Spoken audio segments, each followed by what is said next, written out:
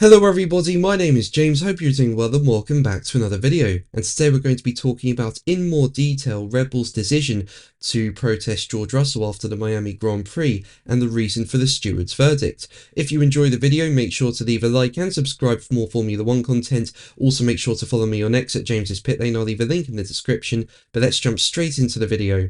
So what happened then? Well, George Russell finished the race in P3, but Red Bull felt he had got away with a yellow flag infringement during the race. And even Max Verstappen came on the radio at one point to say, check if George lifted for the yellow flags. Now, Verstappen ended up finishing the race in P4, and Red Bull told Verstappen to finish within 5 seconds of Russell in case there was a post-race penalty, and Verstappen finished 2.3 seconds behind Russell in the race. And then Red Bull went on to protest Russell's result on the basis of a lack of a reduction in speed, with Red Bull team boss Christian Horner being quoted by the racers saying, "We felt George Russell has done something which is in breach of the regs. The way they're written, that's why we've put in a protest. More than anything, you want clarity. The regulations say there should be a reduction in speed.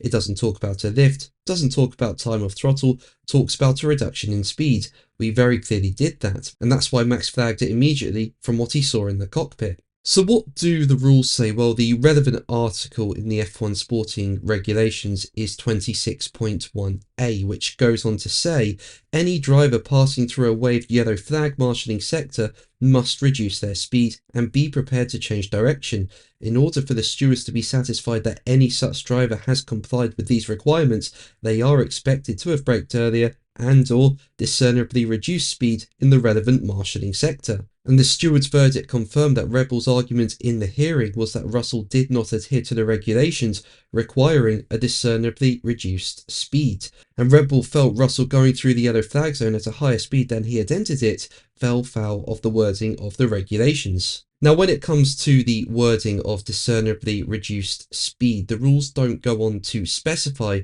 whether that means a reduction in absolute speed or relative speed. But the steward's verdict said the speed of car 63 in the yellow flag zone was considerably slower than the regular racing speed, but the absolute speed while passing through the yellow flag zone increased slightly.